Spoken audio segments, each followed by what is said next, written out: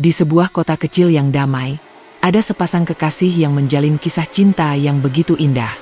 Ardi, seorang pemuda pekerja keras dengan senyuman yang hangat, dan Rina, gadis lembut dengan hati yang penuh kasih. Mereka bertemu secara tak terduga, di sebuah sore yang cerah, ketika Rina tersesat di jalan kecil menuju taman. Ardi, yang kebetulan lewat, menawarkan bantuan. Dari pertemuan sederhana itu, benih-benih cinta mulai tumbuh, perlahan namun pasti. Taman itu menjadi saksi bisu awal kisah mereka. Taman yang asri, dipenuhi bunga-bunga bermekaran dan pohon-pohon rindang yang memberikan keteduhan. Di sana, mereka menghabiskan waktu berjam-jam, bercerita tentang mimpi, harapan, dan hal-hal kecil yang membuat hidup terasa berarti. Rina sering membawa buku sketsanya, menggambar pemandangan taman atau sekadar coretan-coretan lucu yang membuat Ardi tertawa. Sementara Ardi, dengan gitar kecilnya, sering memainkan lagu-lagu sederhana yang membuat hati Rina berbunga-bunga. Setiap akhir pekan, mereka selalu menyempatkan diri untuk berkunjung ke taman. Pagi hari, mereka duduk di bangku kayu dekat kolam kecil, menikmati sarapan sederhana yang mereka bawa. Siang hari, mereka berjalan-jalan di antara pepohonan, tertawa lepas, dan sesekali berlarian seperti anak kecil. Sore hari, mereka duduk di tepi taman, menatap matahari terbenam yang memancarkan cahaya keemasan. Saat-saat itu, dunia seolah hanya milik berdua. Tidak ada masalah, tidak ada keraguan, hanya kebahagiaan yang murni. Tidak jauh dari taman, ada sebuah jembatan tua yang menjadi tempat favorit mereka di malam hari. Jembatan itu menghubungkan dua sisi sungai kecil yang airnya mengalir tenang. Di bawah cahaya bulan, mereka sering berdiri di tengah jembatan, memandang air yang berkilauan, berbagi cerita, dan berjanji untuk selalu bersama. Rina pernah berkata, "Jembatan ini seperti penghubung hati kita, Ardi. Di sini, aku merasa paling dekat denganmu." Ardi hanya tersenyum, memegang erat tangan Rina, dan berbisik, "Aku akan selalu ada untukmu, Rina." Mereka tidak hanya berbagi kebahagiaan, tetapi juga saling mendukung dalam setiap langkah hidup. Ketika Ardi merasa lelah dengan pekerjaannya, Rina selalu hadir dengan kata-kata penyemangat dan pelukan hangat. Begitu pula ketika Rina merasa sedih atau ragu, Ardi selalu menjadi sandaran yang kuat, membisikkan bahwa segala masalah akan berlalu. Mereka percaya, cinta mereka adalah sesuatu yang abadi, seperti taman yang selalu hijau dan jembatan yang kokoh berdiri. Namun, di balik setiap kisah cinta yang indah, selalu ada bayangan yang mengintai. Meskipun saat itu mereka tidak menyadarinya, benih-benih konflik mulai tumbuh, perlahan menggerogoti keharmonisan yang mereka bangun. Taman dan jembatan, yang dulunya menjadi saksi kebahagiaan mereka, kelak akan menjadi saksi bisu dari sebuah tragedi yang mengubah segalanya. Tapi, di saat-saat itu, mereka masih bisa tertawa, masih bisa mencintai, dan masih percaya bahwa tidak ada yang bisa memisahkan mereka. Sayangnya, takdir seringkali memiliki rencana lain. Seiring berjalannya waktu, awan kelam mulai menggelayuti langit cerah hubungan Ardi dan Rina. Awalnya, hanya hal-hal kecil yang tidak terlihat berarti.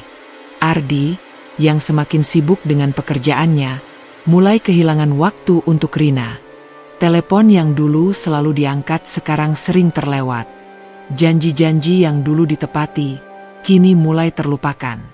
Rina, yang selalu menanti dengan setia, mulai merasa diabaikan. Hatinya yang dulu dipenuhi kebahagiaan, kini mulai dipenuhi keraguan.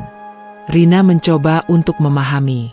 Dia tahu Ardi sedang bekerja keras untuk masa depan mereka. Tapi, semakin lama, dia merasa semakin sendiri. Dia merindukan pelukan hangat Ardi, obrolan santai di taman, dan tawa yang dulu selalu mengisi hari-harinya. Ketika dia mencoba mengungkapkan perasaannya, Ardi hanya berkata, "Rina, aku sedang sibuk. Kamu harus mengerti." Kata-kata itu seperti pisau yang menusuk hatinya. Apakah Ardi tidak lagi peduli? Di sisi lain, Ardi merasa tertekan. Pekerjaannya menuntut banyak waktu dan tenaga. Dia berpikir, semua ini dilakukannya untuk Rina, untuk masa depan mereka. Tapi, dia tidak menyadari bahwa yang Rina butuhkan bukanlah materi, melainkan kehadiran dan perhatiannya. Setiap kali Rina mengeluh, Ardi merasa seperti dituduh tidak becus. Ego prianya membuatnya sulit untuk mengakui bahwa dia mungkin telah melakukan kesalahan. Alih-alih mendekat, mereka justru semakin menjauh. Pertengkaran kecil mulai sering terjadi. Rina, yang dulu selalu sabar, kini mulai meluapkan emosinya. "Kamu tidak lagi punya waktu untukku, Ardi. Apa aku tidak berarti lagi bagimu?" teriaknya suatu malam. Ardi, yang lelah dan frustasi, membalas dengan nada tinggi, "Aku sudah bekerja keras untuk kita, Rina. Kenapa kamu tidak bisa mengerti?" Kata-kata yang terlontar seperti api yang membakar, meninggalkan luka yang dalam di hati mereka berdua. Taman yang dulu menjadi tempat kebahagiaan mereka, kini menjadi saksi bisu dari air mata dan kesedihan. Rina sering duduk sendiri di bangku kayu, memandang kolam kecil yang airnya tenang, mencoba mencari jawaban atas segala pertanyaan di hatinya. Sementara Ardi, yang dulu selalu menemani, kini lebih sering menghabiskan waktu di kantor atau bersama teman-temannya.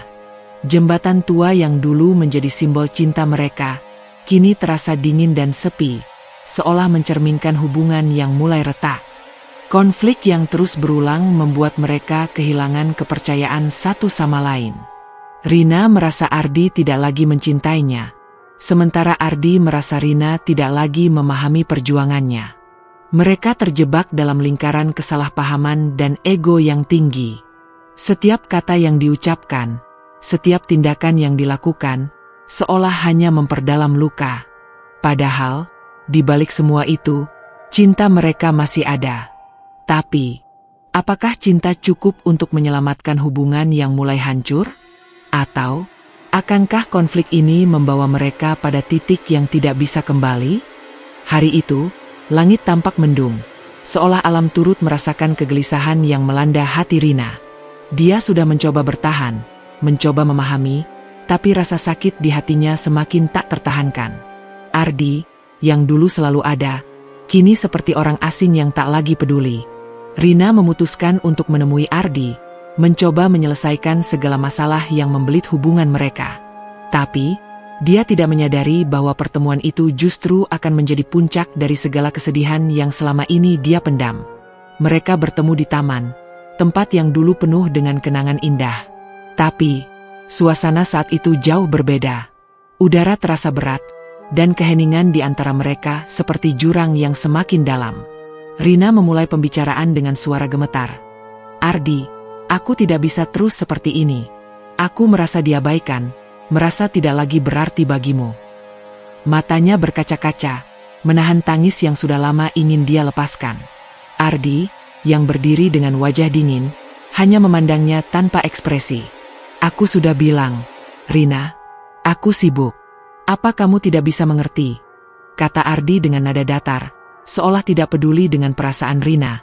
Kata-kata itu seperti pukulan telak bagi Rina. Dia merasa hancur, merasa cintanya selama ini tidak dihargai.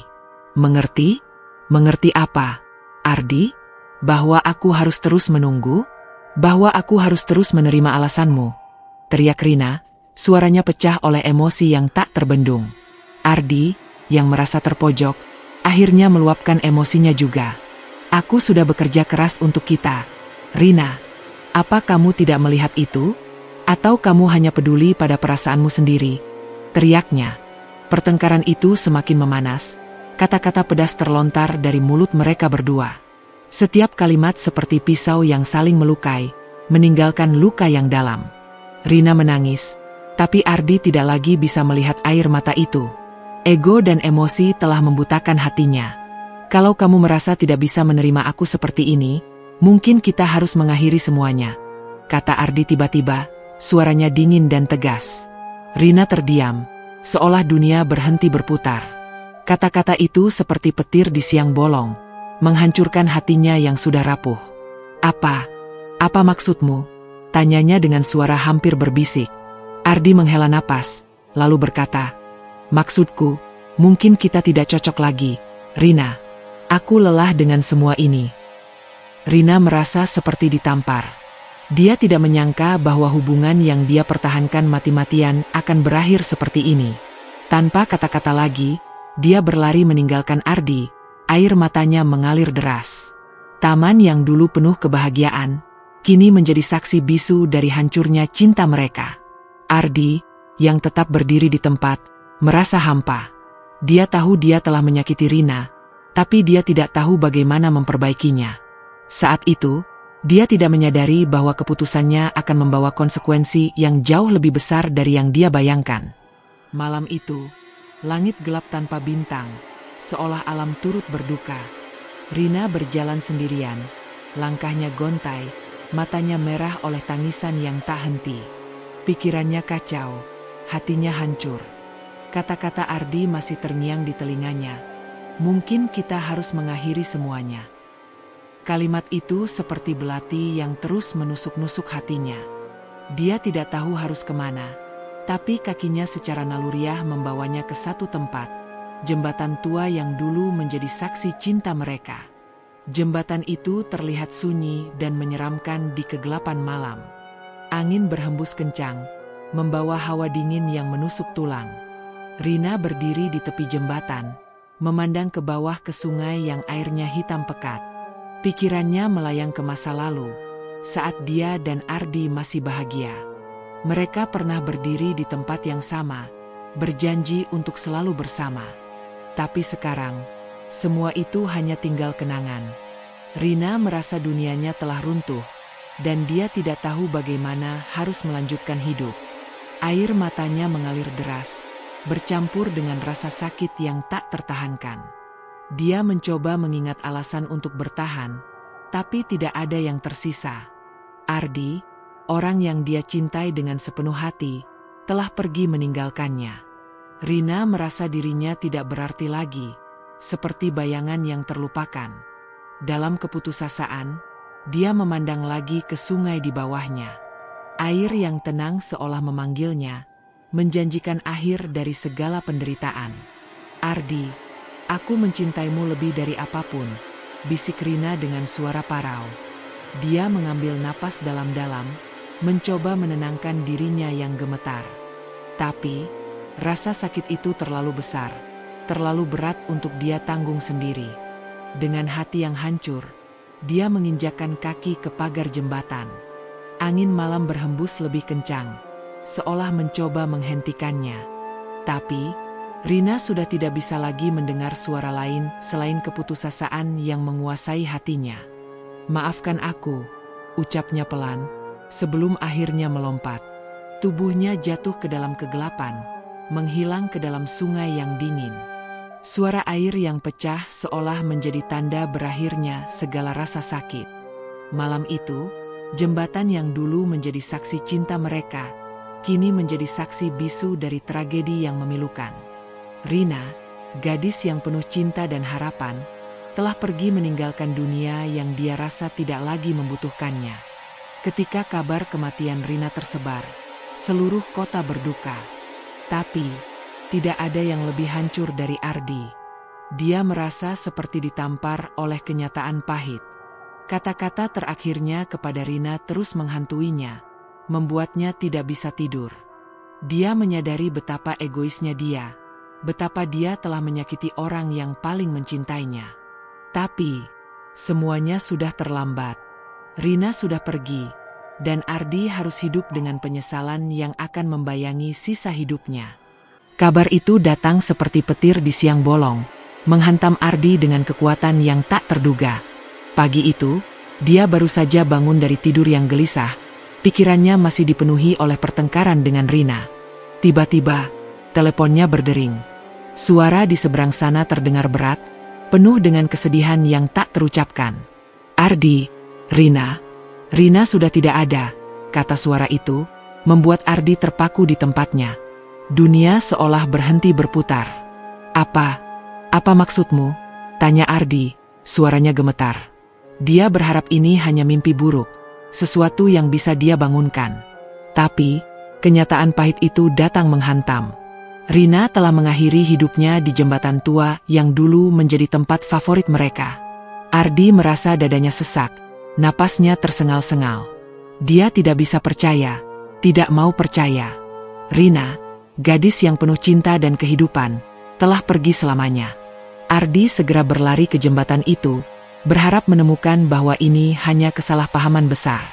Tapi, ketika dia tiba, yang dia lihat hanyalah kerumunan orang dan polisi yang sedang mengamankan area tersebut. Di tepi jembatan, ada bekas-bekas yang menunjukkan bahwa seseorang telah melompat. Ardi merasa kakinya lemas, hatinya hancur berkeping-keping. Dia menatap ke sungai di bawahnya, air matanya mulai mengalir.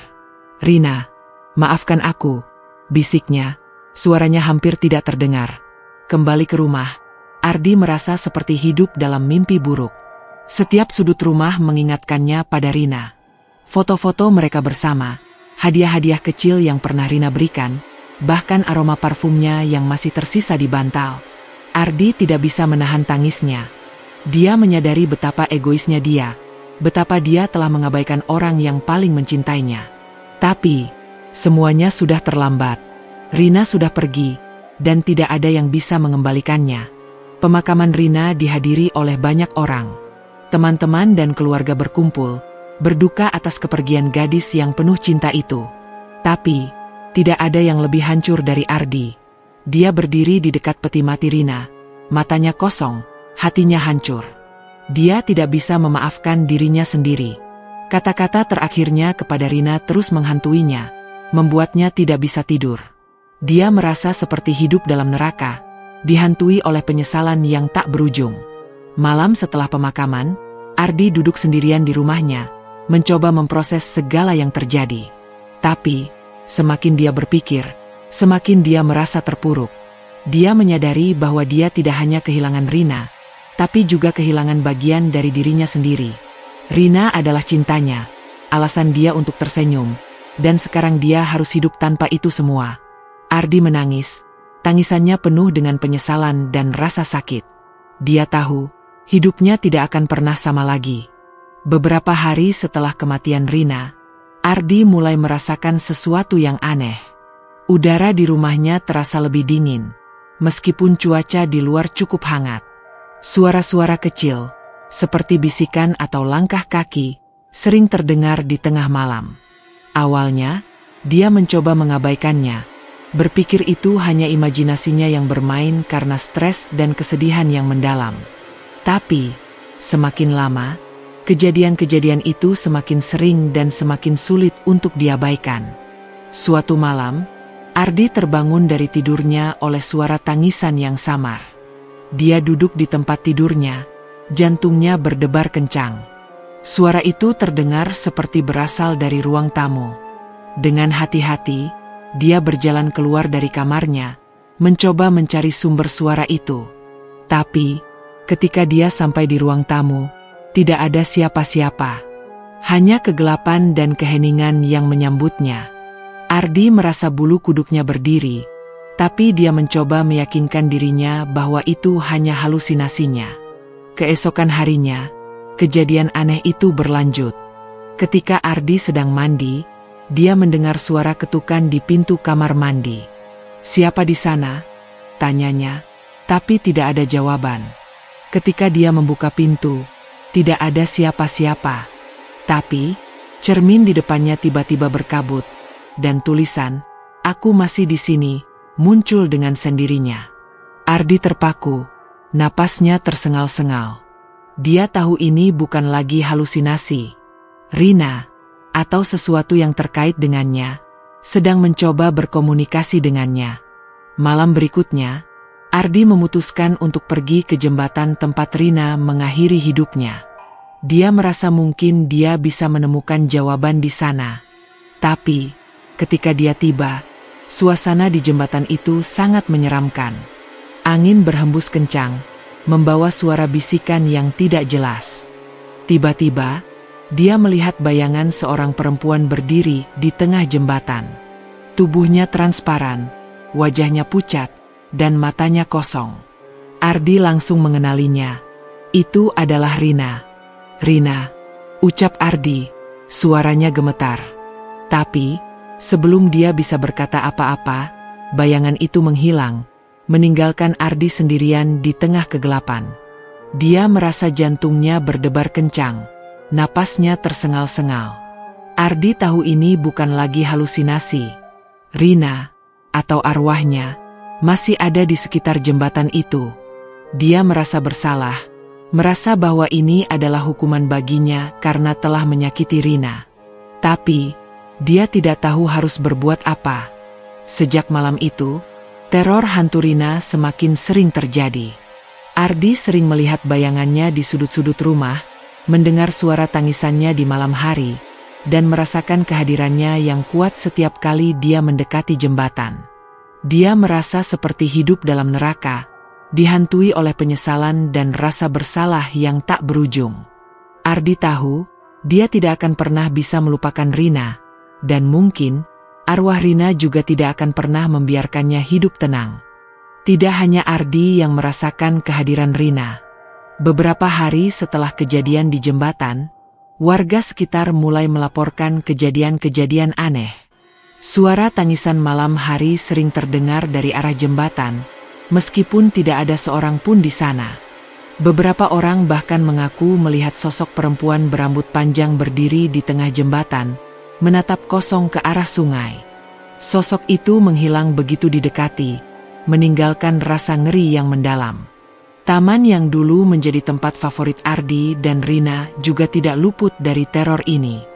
Warga yang melewati taman pada malam hari sering merasa ada yang mengikuti mereka dari belakang. Suara bisikan-bisikan samar terdengar di antara pepohonan, seolah memanggil nama mereka. Beberapa anak bahkan mengaku melihat sosok perempuan bermuka pucat duduk di bangku kayu, menangis terseduh-seduh. Ketika didekati, sosok itu menghilang tanpa jejak. Seorang penjaga taman yang biasa berpatroli pada malam hari menceritakan pengalamannya yang menyeramkan. Suatu malam, dia melihat sosok perempuan berjalan melayang di atas kolam kecil di tengah taman. Sosok itu menatapnya dengan mata kosong, lalu tiba-tiba menghilang begitu saja. Sejak itu, penjaga taman itu tidak berani lagi berpatroli sendirian. "Itu pasti arwah Rina," bisiknya kepada rekan-rekannya. Dia masih gentayangan, tidak bisa tenang. Kejadian-kejadian aneh ini membuat warga sekitar semakin resah. Mereka mulai menghindari jembatan dan taman pada malam hari, takut bertemu dengan arwah Rina. Beberapa orang bahkan mengaku mimpi buruk tentang Rina, di mana dia menangis dan meminta tolong. Mimpi-mimpi itu begitu nyata, membuat mereka terbangun dengan keringat dingin dan rasa takut yang mendalam. Jembatan dan taman yang dulu menjadi tempat favorit, kini menjadi tempat yang ditakuti. Ardi, yang mendengar semua cerita ini, merasa semakin tertekan. Dia tahu bahwa semua ini adalah akibat dari perbuatannya. Rina tidak bisa tenang karena dia masih merasa sakit hati dan kecewa. Ardi mencoba mencari cara untuk menenangkan arwah Rina, tapi dia tidak tahu harus berbuat apa. Setiap kali dia mendekati jembatan atau taman, dia merasakan kehadiran Rina yang semakin kuat, seolah menuntut pertanggungjawaban darinya. Suatu malam, Ardi memutuskan untuk kembali ke jembatan, mencoba berkomunikasi dengan Rina. Dia berdiri di tengah jembatan, memandang ke arah sungai yang gelap. "Rina, aku tahu aku telah menyakitimu. Aku menyesal. Aku benar-benar menyesal," ucapnya, suaranya gemetar. Tiba-tiba, angin berhembus kencang, dan dia melihat bayangan Rina muncul di depannya. Wajahnya penuh dengan kesedihan dan kemarahan. "Kenapa, Ardi? Kenapa kamu tega menyakitiku?" bisiknya, sebelum menghilang lagi. Ardi merasa hatinya hancur. Dia tahu dia tidak akan pernah bisa melupakan Rina, dan mungkin arwah Rina juga tidak akan pernah membiarkannya hidup tenang. Seiring berjalannya waktu, jembatan yang menjadi tempat Rina mengakhiri hidupnya mulai menunjukkan tanda-tanda aneh. Bekas-bekas darah yang seharusnya sudah hilang setelah dibersihkan, ternyata masih terlihat samar-samar di permukaan kayu jembatan. Warga yang melewati jembatan itu sering merasa ada bau besi yang menyengat, seperti bau darah segar. Bahkan pada siang hari yang cerah, suasana di sekitar jembatan terasa dingin dan menyeramkan. Suatu pagi, seorang warga yang sedang berjalan di dekat jembatan melihat sesuatu yang membuatnya terkejut. Di tengah jembatan, ada noda merah yang membentuk pola seperti tangan manusia. Noda itu tidak bisa dihilangkan, meskipun sudah dicuci berkali-kali. Berita tentang noda merah itu cepat menyebar, dan warga mulai menghubungkannya dengan arwah Rina. Mereka percaya bahwa itu adalah tanda dari Rina, yang masih gentayangan dan tidak bisa tenang. Kejadian-kejadian aneh semakin sering terjadi di sekitar jembatan. Beberapa warga mengaku melihat bayangan Rina berdiri di tengah jembatan, menatap ke arah sungai dengan mata kosong. Suara tangisan sering terdengar pada malam hari, membuat siapapun yang mendengarnya merasa ngeri. Bahkan, beberapa orang yang berani melewati jembatan pada malam hari melaporkan merasa ada yang menarik-narik baju mereka, seolah mencoba menghentikan langkah mereka. Ardi, yang mendengar semua cerita ini, merasa semakin tertekan. Dia tahu bahwa semua ini adalah akibat dari perbuatannya. Rina tidak bisa tenang karena dia masih merasa sakit hati dan kecewa. Ardi mencoba mencari cara untuk menenangkan arwah Rina, tapi dia tidak tahu harus berbuat apa. Setiap kali dia mendekati jembatan, dia merasakan kehadiran Rina yang semakin kuat, seolah menuntut pertanggungjawaban darinya. Suatu malam, Ardi memutuskan untuk kembali ke jembatan, mencoba berkomunikasi dengan Rina. Dia berdiri di tengah jembatan, memandang ke arah sungai yang gelap. "Rina, aku tahu aku telah menyakitimu. Aku menyesal. Aku benar-benar menyesal," ucapnya, suaranya gemetar. Tiba-tiba, angin berhembus kencang, dan dia melihat bayangan Rina muncul di depannya. Wajahnya penuh dengan kesedihan dan kemarahan. "Kenapa, Ardi? Kenapa kamu tega menyakitiku?" bisiknya, sebelum menghilang lagi. Ardi merasa hatinya hancur.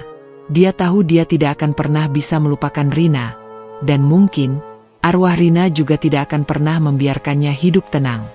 Sejak saat itu, jembatan itu dijuluki Jembatan Merah oleh warga sekitar.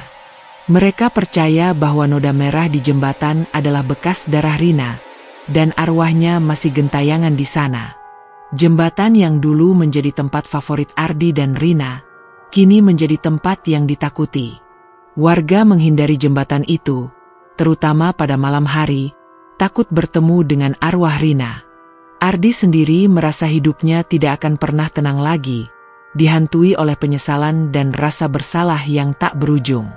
Sejak kematian Rina, hidup Ardi berubah menjadi mimpi buruk yang tak berkesudahan. Setiap malam, dia diteror oleh kehadiran Rina yang tak kasat mata. Suara tangisan samar sering membangunkannya dari tidur, dan setiap kali dia membuka matanya, dia merasa ada yang mengawasinya dari sudut ruangan. Bayangan Rina muncul di cermin, di jendela, bahkan di dalam mimpinya. Ardi tidak bisa lagi membedakan antara kenyataan dan ilusi, karena Rina ada di mana-mana. Tidak hanya di rumah, teror itu juga mengikutinya kemanapun dia pergi. Setiap kali dia melewati jembatan merah, dia merasakan kehadiran Rina yang semakin kuat.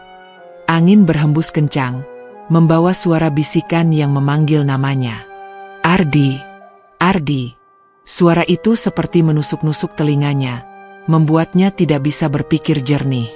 Dia mencoba lari, tapi seolah-olah ada yang menahannya, menarik-narik baju dan rambutnya. Suatu malam, Ardi memutuskan untuk kembali ke taman, tempat di mana dia dan Rina pernah menghabiskan waktu bersama. Tapi, taman itu sekarang terasa sangat berbeda. Pohon-pohon yang dulu rindang sekarang terlihat seperti tangan-tangan yang mencengkram, dan kolam kecil di tengah taman mengeluarkan bau anyir yang menyengat. Ardi duduk di bangku kayu, mencoba mengingat kenangan indah mereka. Tapi, tiba-tiba dia merasa ada yang duduk di sebelahnya. Dia menoleh, dan melihat Rina duduk di sana, wajahnya pucat dan matanya kosong. "Kenapa kamu tega menyakitiku, Ardi?" tanya Rina dengan suara yang hampir tidak terdengar. Ardi merasa dadanya sesak, napasnya tersengal-sengal. Dia mencoba berkata, tapi tidak ada suara yang keluar dari mulutnya. Rina mengulurkan tangannya, menyentuh wajah Ardi dengan dingin yang menusuk tulang. "Kamu tidak akan pernah bisa melarikan diri dariku," bisiknya, sebelum menghilang lagi. Ardi merasa hatinya hancur. Dia tahu dia tidak akan pernah bisa melupakan Rina, dan mungkin arwah Rina juga tidak akan pernah membiarkannya hidup tenang. Kejadian-kejadian aneh itu membuat Ardi semakin tertekan. Dia tidak bisa tidur, tidak bisa makan, dan tidak bisa berpikir jernih. Setiap kali dia mencoba melupakan Rina, kehadirannya selalu muncul, mengingatkannya pada kesalahan yang telah dia perbuat. Ardi merasa seperti hidup dalam neraka, dihantui oleh penyesalan dan rasa bersalah yang tak berujung. Dia tahu, dia tidak akan pernah bisa melarikan diri dari teror ini. Suatu malam, Ardi memutuskan untuk kembali ke Jembatan Merah, mencoba berkomunikasi dengan Rina. Dia berdiri di tengah jembatan, memandang ke arah sungai yang gelap. "Rina, aku tahu aku telah menyakitimu. Aku menyesal. Aku benar-benar menyesal," ucapnya, suaranya gemetar. Tiba-tiba, angin berhembus kencang, dan dia melihat bayangan Rina muncul di depannya. Wajahnya penuh dengan kesedihan dan kemarahan. "Kenapa, Ardi? Kenapa kamu tega menyakitiku?" bisiknya, sebelum menghilang lagi. Ardi merasa hatinya hancur. Dia tahu dia tidak akan pernah bisa melupakan Rina, dan mungkin arwah Rina juga tidak akan pernah membiarkannya hidup tenang. Malam itu, langit gelap tanpa bulan, seolah alam turut berduka atas nasib Ardi. Setelah berminggu-minggu diteror oleh kehadiran Rina, Ardi merasa dirinya sudah berada di ujung tanduk. Dia tidak bisa lagi membedakan antara kenyataan dan ilusi.